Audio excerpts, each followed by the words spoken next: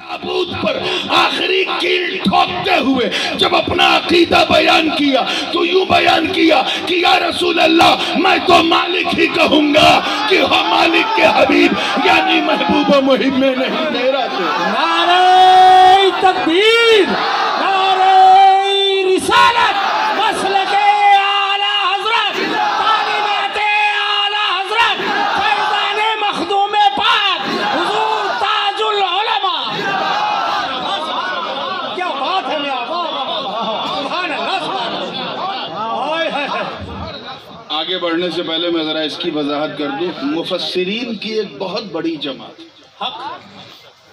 جس نے حضرت عبداللہ ابن عباس سے استفادہ کیا اور فرمایا اللہ کے نبی اللہ کی رسی، لیکن ایک جماعت اور جن کی تحقیق یہ ہے کہ هو القرآن الکریم، اللہ کی رسی اللہ کا کلام ہے۔ کون ہے؟ زور سے بولو، اللہ کا کلام۔ توجہ آگے سے لے کے پیچھے، اللہ کا کلام بلا شبہ، لیکن اسی کلام میں ہے یضل بہ کثیرا ویہدی بہ کثیرا۔ جو مدینہ سینے میں رکھ کے پڑھے گا ہدایت پا جائے گا۔ میرا ترجمہ کرنے کا انداز ذرا الگ ہوتا ہے، اور جو کینہ سینے میں رکھ کے پڑھے گا اسے کچھ سمجھ میں نہیں آئے گا۔ قرآن تو دونوں طرف ہے، ہر فرقے میں سب کہتے ہیں قرآن ہمارا ہے، قرآن ہمارا ہے، قرآن ہمارا۔ پھر معیار کیا ہے؟ ہدایت یافتہ کا معیار کیا ہے؟ دشت کربلا میں تو قرآن دونوں جگہ، بھوکے پیاسے حسینیوں کے ہاتھ میں بھی تھا، کھاتے پیتے یزیدیوں کی تلوار پہ بھی لٹکا ہوا تھا، تخت پہ بیٹھا یزید بھی تلاوت کر رہا، خون اور خاک میں 3 دن تک پیاسا رہ کے ہونے والا شہید، اس کی گردن بھی تلاوت قرآن کر رہی ہے۔ اگر تم کہو کہ ہر قرآن والے کے ساتھ اللہ ہے یا ہر مسلمان کے ساتھ قرآن ہے، تو کربلا میں تو قرآن دونوں طرف تھا، ادھر بھی سجدے والوں کی طرف بھی تھا، پیاسوں کی طرف بھی تھا، پانی والوں کی طرف بھی تھا، جابروں کی طرف بھی تھا، صابروں کی طرف بھی تھا، عاشقوں کی طرف بھی تھا، فاسقوں کی طرف بھی تھا۔ تو بتاؤ پھر آخر قرآن کس کے ساتھ؟ کون قرآن کے ساتھ؟ آواز آئی قرآن اللہ کے ساتھ۔ توجہ، قرآن اور اللہ دشت کربلا میں اللہ یزید جابر کے ساتھ نہیں، حسین صابر کے ساتھ۔ کا فرمان ہے ان اللہ مع الصابرین، اللہ صبر کرنے والوں کے ساتھ ہے۔ صبر حسین کے ساتھ، حسین اپنے خدا کے ساتھ، اور قرآن خدا کے ساتھ۔ تو ایک ہے عشق، لیکن ایک معنی میں آپ کو بتاؤں، قرآن کو مضبوطی سے تھا، اس کے احکام کا پالن کرو، قرآن کو تم یاد کرو، قرآن تمہیں یاد کرے۔ یہ وہ کتاب ہے میرے دوست، دنیا کا کوئی بھی انسان اگر یہ چاہے کہ دنیا کی ساری دھارمک پستکوں کو ختم کر دیا جائے تاکہ دھرم ختم ہو جائے، کیا ختم ہو جائے؟ نہیں سنا آپ نے؟ دنیا کی ساری دھارمک پستکوں کو دریا میں ڈال دو تاکہ دھرم ختم ہو جائے، اگر کوئی سرفیرا ایسا سوچے تو اسے کہہ دینا ہو سکتا ہے کہ سارا دھرم ختم ہو جائے، لیکن اسلام ختم ہونے والا نہیں۔ توجہ آگے سے لے کے پیچھے تک، اسلام ختم ہونے والا نہیں۔ کیونکہ قرآن صرف مدینے میں نہیں بلکہ حافظوں کے سینے میں بھی ہے۔ ایسے ایک نہیں، 1000 وسیم رضوی آ جائیں، کروڑوں تیاگی آ جائیں، لاکھوں سنگ پریواری آ جائیں، عزت رب کعبہ کی قسم، قرآن تو بڑی بات، اس کی ایک سورت تو بڑی بات، اس کی ایک آیت تو بڑی بات، اس کا ایک کلمہ تو بڑی بات، زبر زیر بڑی بات، ارے ایک نقطہ بھی اگر تو نے ہلانے کا سوچا تو قرآن تو نہیں بدلے گا مگر قرآن تجھے بدل دے گا۔ نعرہ تکبیر، نعرہ رسالت۔ قرآن نے ان کی رہنمائی کی جنہوں نے قرآن کو تھاما، بے شک، حق ہے، حق ہے۔ اور حضور نے تو تھموانے کی رائے بھی پیش کی۔ آخری وصیت بھی یہی تھی، میں آؤں گا ادھر، لیکن ابھی آئیے حبل اللہ پر۔ اللہ کی رسی، کون؟ زور سے بولے۔ اللہ کی رسی کو مضبوطی سے تھامو، ادھر ادھر گروپنگ مت کرو، لابنگ مت کرو، نہ لڑو نہ لڑو۔ بریانی کے لیے لڑ چکے، اب غوث جیلانی کے لیے ایک ہو جاؤ، ایک ساتھ رہو، محبت سے رہو۔ اچھا بتائیے، حضرت امام جعفر صادق رضی اللہ تعالیٰ، نام سنا بھائی؟ سب نے سنا؟ آواز لیکن کم آ رہی ہے۔ 22 رجب، کونڈے کی نیاز، اب کچھ یاد آیا؟ ایسے امام کہ ابا بھی امام، دادا بھی امام، پر دادا بھی امام۔ میں آپ کی فرمائش کا لحاظ بڑے دل سے کرتے ہوئے، آج جیسا انہوں نے منظر کشی کی اس علاقے کی اور ان کے والد بزرگوار کی جو خدمات جلیلہ اور ساتھ ہی ساتھ جو ان کا اہل بیت سے اور سادات سے تعلق، جب سے میں نے سنا اور محسوس کیا، میں نے کہا لگتا ہے مجھے اشارہ مل گیا ہے کہ آج بولنا کیا۔ آئیے توجہ کے ساتھ، امام جعفر صادق، ابا بھی امام، دادا بھی امام، پر دادا بھی امام۔ ایسے امام، غور سے سنیے گا، کہ بیٹا بھی امام، پوتا بھی امام، پر پوتا بھی امام، اوپر بھی امام ہی امام، نیچے بھی امام ہی امام۔ آپ کا نام صادق نہیں تھا، صادق کا مطلب ہوتا ہے سچا، ستیہ وادی۔ آپ کا نام محمد جعفر تھا۔ صادق اس لیے کہتے تھے کہ اپنے تو اپنے دشمن بھی کہتے تھے یہ سچا بندہ۔ میرا جی چاہ رہا ہے اس سے پہلے کہ میں جن کی وجہ سے میں نے ان کا نام لیا ہے وہ واقعہ پیش کروں، ان کو صادق کیوں کہتے ہیں اس کی ایک نظیر آپ کے سامنے رکھنا چاہ رہا ہوں۔ ایک دن اپنے نانا جان علیہ السلام کے ممبر سے اتر کے سرکار کے مواجہے میں کھڑے ہو کے سلام پیش کر رہے ہیں۔ کون؟ امام جعفر صادق۔ ایک آیا، اچھا اس ٹائپ کے لوگ اس زمانے میں بھی تھے۔ ایک آیا، اس نے کہا حضرت اندر کون ہے؟ کہا اندر حضور علیہ السلام ہیں اور ان کے دو ساتھی ہیں ابو بکر و عمر رضی اللہ تعالیٰ عنہما۔ کہا اچھا یہ بتائیے کہ ابو بکر صدیق حضور کے نزدیک کیسے تھے؟ آپ سوچئے اس جگہ یہ سوال پوچھ رہا ہے جہاں کے بارے میں اقبال نے کہا تھا کہ نفس گم کر دمی آیت جنید و بایزیدی جگہ، کہ یہاں جنید اور بایزید جیسے اولیاء اپنی سانسوں کو روک کے آتے ہیں تاکہ سانس کی آواز سے حضور کے مزاج لطیف کو تکلیف نہ ہو۔ وہاں یہ سوال کر رہا کہ ابو بکر حضور کے نزدیک کیسے تھے؟ انہوں نے اوپر سے نیچے دیکھا، گویا ان کی نگاہیں کہہ رہی تھی وہ کیسے تھے وہ تو میں بتاؤں گا، تو کیسا ہے وہ سمجھ میں آ رہا ہے۔ تجھے یہی جگہ ملی تھی پوچھنے کے لیے، وہ میں سمجھاؤں کیسے تھے؟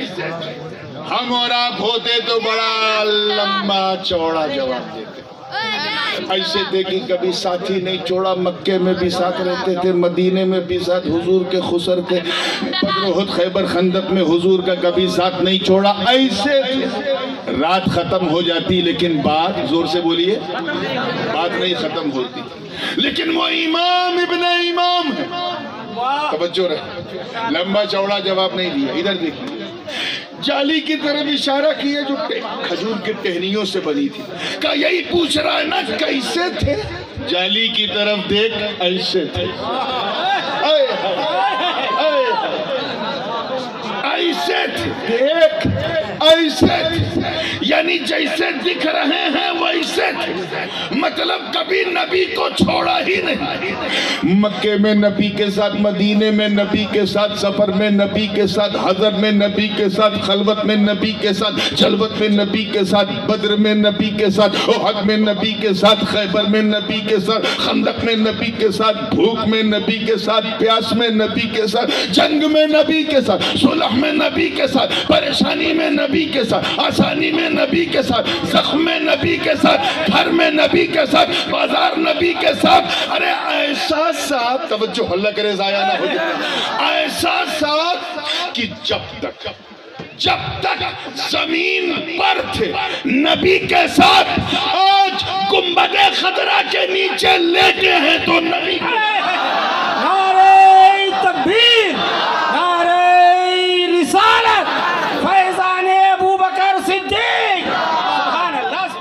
وہ امام جعفر صادق جو سچ کے سوا کچھ بولتے ہی نہیں تھے، ان سے کسی نے پوچھا، ان کے مرید نے، حضور اس زمانے میں اللہ کی رسی کون؟ Who is the rope of Almighty Allah؟ اللہ نے حکم دیا ہے تھام لو۔ ہم دیکھتے ہیں قرآن تھامنے والے میں بھی بہت گمراہ ہو گئے، سنت تھامنے والوں میں بھی بہت بھٹک گئے۔ کوئی ایسی بتائیے نا کہ مضبوطی سے تھامے تو قیامت تک اس کا بھرم زندہ رہے۔ امام جعفر صادق نے کہا کل جمعہ ہے، میں اپنے نانا کے ممبر سے جواب دوں گا۔ تاریخ گواہ ہے میرے دوستوں، ایسے ہی کھچا کھچ بھرا مجمع تھا مسجد نبوی میں۔ سرکار اپنے ممبر پہ بیٹھے تھے، کھڑے ہوئے اپنے رب کی حمد بیان کی، حضرت امام جعفر صادق رب کی حمد بیان کی، حضور کے فضائل بیان کیے، کچھ مسائل بیان کیے، پھر فرمایا کیا؟ سأل سائل، توجہ، سأل سائل عن حبل الله فأقول لكم يا معشر المدينة والذي نفس جعفر بيده نحن حبل الله حبل ممدود من الأرض إلى السماء حتى يرد عند حوض الكوثر۔ ایک پوچھنے والے نے پوچھا ہے کہ اللہ کی رسی کون ہے؟ اے مدینے والوں گواہ ہو جاؤ، رب کی عزت کی قسم، جس کے قبضے میں جعفر کی جان ہے کوئی اور نہیں، ہم لوگ اللہ کی رسی ہے جو زمین سے آسمان تک تنی ہوئی ہے۔ دیکھنا ہے تو قیامت کے دن حوض کوثر پہ آنا، حوض ہوگا اور ہم ہوگا۔ نعرہ تکبیر، نعرہ رسالت، امام جعفر صادق۔ گویا امام جعفر صادق فرما رہے ہیں اے لوگوں، علی کا دامن مت چھوڑنا، اللہ کی رسی ہے۔ مولا حسن کا دامن مت چھوڑنا، اللہ کی رسی ہے۔ امام حسین کا دامن پکڑے رہو، اللہ کی رسی ہے۔ امام زین العابدین کا دامن تھامے رہو، اللہ کی رسی ہے۔ امام موسیٰ الکاظم کا دامن تھامے رہو، اللہ کی رسی ہے۔ امام علی بن موسیٰ الرضا کا دامن تھامے رہو، اللہ کی رسی ہے۔ امام جواد کا دامن تھامے رہو، اللہ کی رسی ہے۔ امام ہادی کا دامن تھامے رہو، اللہ کی رسی ہے۔ امام حسن عسکری کا دامن تھامے رہو، اللہ کی رسی ہے۔ ارے قادریوں گھبراتے کیوں ہو؟ غوث اعظم کا دامن تھامے رہو، اللہ کی رسی ہے۔ اور اے بھارت کے غریب چشتیوں مایوس مت رہو، خواجہ معین کا دامن تھام لو۔ سبحان اللہ، سبحان اللہ۔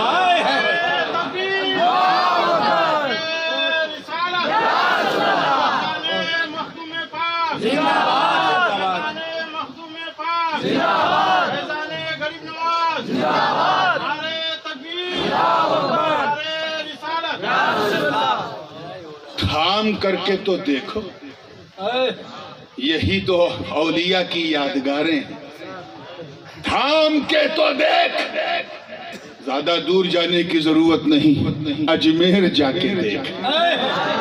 جاتے ہو نا تو ذرا ایسا بولو کہ لگے کہ ہم بولنے والے بیٹھے ہیں۔ ہماری خاموشی نے ہمیں بہت رسوا کیا ہے، اب نہ بولے تو ہماری داستہ بھی نہ ہوگی داستانوں۔ توجہ چاہوں گا، چاہو دیکھو غریب نواز کا گنبد بیضا، بغض اور عناد کی عینک اتار کر محبت کی نگاہ سے دیکھ تو صحیح. ارے جب تو دیکھے گا تو آنکھیں کہیں گی خواجہ کا روضہ ہے، مگر دل بولے گا نہیں یہ آقا کا روضہ ہے. نعرہ تکبیر، نعرہ رسالت، فیضان خواجہ غریب نواز. تھامنے ضروری ہے. تھامنے کا مطلب یہ نہیں کہ کپڑا پکڑ کے پیچھے پیچھے چلو، مطلب اپنا دل ٹچ کر لو. دیکھو نا کیسے بابا شمیم نے تھام لیا تھا ان کو، حضرت سرکار ملنگ کو ادھر تھام لیا، بہت بڑا کام لیا والی. یہ تھامنا ہے. تھام کے تو دیکھو، سیدوں کا دامن پکڑ کے تو دیکھو. کوئی 1 گھنٹے کے لیے پکڑتا ہے، کوئی 10 گھنٹے کے لیے. کوئی یہ دعا کرتا ہے کہ مولا 1 سال تک خدمت کا موقع دے دے، دامن نہ چھوٹے. کوئی کہتا ہے 10 سال، کوئی 50 سال، کوئی 100 سال، کوئی ساری زندگی. لیکن دوسرا رضا ابھی تک نہیں آیا، ایسا تھامنے والا نہیں آیا. کیوں؟ ہم صرف نعرہ لگانے والے ہیں، دوسرا رضا نہیں آیا. کیونکہ امام احمد رضا نے جب دامن تھام کے ہاتھ اٹھایا تو یہ نہیں کہا کہ 10 سال، 20 سال یا 100 سال یا ساری زندگی نہیں، بلکہ جب مانگا تو کہا یا رسول اللہ 2 جہاں میں خادم آل رسول اللہ کر حضرت آل رسول مقتدی کے. تکبیر، نعرہ رسالت، فیضان اعلی حضرت. سبحان اللہ. غوث پاک کا دامن تھاما. آؤ میں بنی اسرائیل کے زمانے کا ایک قصہ سناؤں. ان کے اولیاء ایک شہر تھا، اور بنگال اس واقعے کو سنانے کے لیے بہت آئیڈیل جگہ ہے. عمان جو آج کا موجودہ شہر ہے وہ جارڈن کا کیپٹل، آج سے لگ بھگ 2000 سال پہلے